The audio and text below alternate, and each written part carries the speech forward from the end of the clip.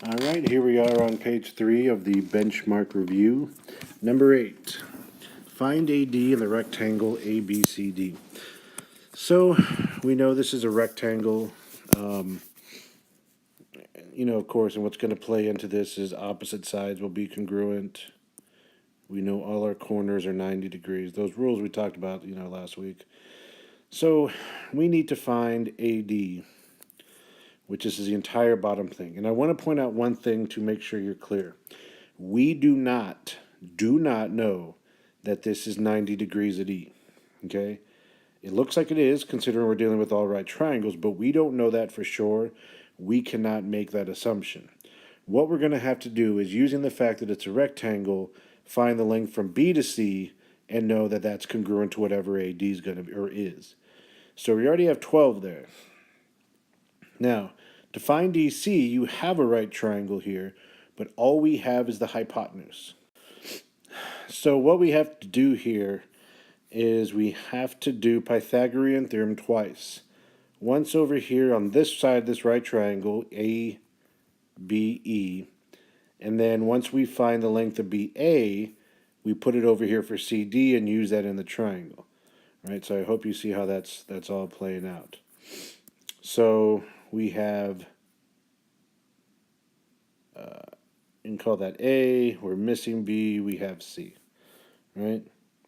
So 12 squared plus B squared equals 20 squared.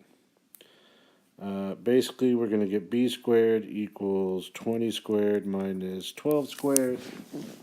And 20 squared is 400. 12 squared is 144. So that should be 256. Yes.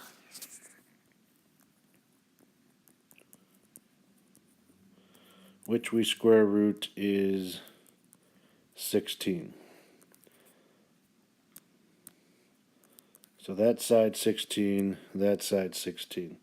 So let me switch pens so we don't get confused. Now in this right triangle we have 16. We're missing that, but we have 34. So now we have 16 squared plus B squared equals 34 squared. B squared equals 34 squared minus 16 squared, which I don't know off the top of my head. So 34 times 34 is 1,156 minus 16 times 16, which, like we said, is 256. Okay, that leaves us with 900. Square root that, and you get 30. So B is 30 up there. Let me take away all this mess now. And that was 12. We found that's 30. So BC, and then by default, of course, AD is 42 feet. All right, Pythagorean theorem twice, that's really all you have to do there.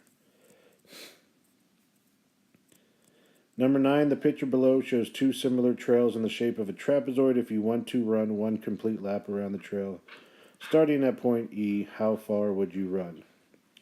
So when two shapes are similar, not only are their sides in proportion, but so are their perimeters, and that's the key here. I don't know if y'all can hear my dog whining, but he wants to go outside, and I'm going to finish this first.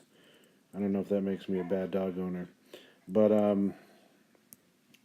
this side and this side are the same one. They're corresponding. So we have 90 over 100 equals. Now, what we're going to do is we're going to put the perimeter of that shape on the top over X, and that'll help us find the perimeter of the second trail.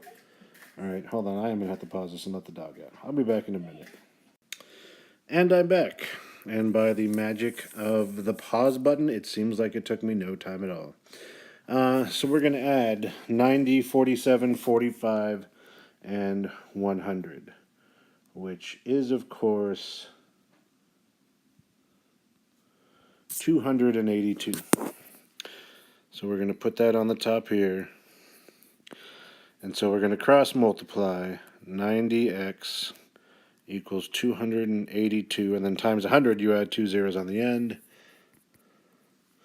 So we're going to divide that by 9, 28,200 divided by 90, and you get 313.3 repeating, and that's meters. So that's the perimeter of the big number.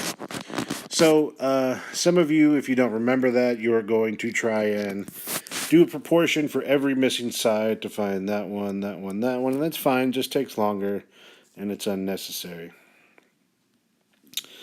Number 10, use the following diagram to answer the question, what is the scale factor of LMN to RPQ? So that side matches that side, which is 9 over 12, which is reduces to 3/4. Usually when you write a scale factor of one thing to another, you write it like that, 3 to 4. Find the perimeter of LMN, 9, 15, 21. So 9 plus 15 plus 21 is 15, 45. Find the perimeter of PQR. So again, just like on the previous problem, and I'm assuming if you see these problems twice, there's a good chance one of them is going to, or a question like that's going to be on the benchmark. So what we'll do is we'll do that 9 to 12. You can honestly keep it 3 to 4, the one we got here, and put that there, because that's what 9/12 is reduced, but I'm just taking them as is. It won't matter either way. We're going to take that perimeter, 45, for LMN, and then we're going to look for the perimeter of PQR in the same way we just did. So cross multiply 9x equals 12 times 45, which is 540, divide by 9, and the perimeter is 60. So proportions, and the key there, if two shapes are similar, their perimeters are similar by the same scale factor, and you can find a missing perimeter by doing proportion with one set of corresponding sides and not have to find every individual one. All right, that's page 3. Hope y'all are doing well with this, and I'll see you on the video for page 4.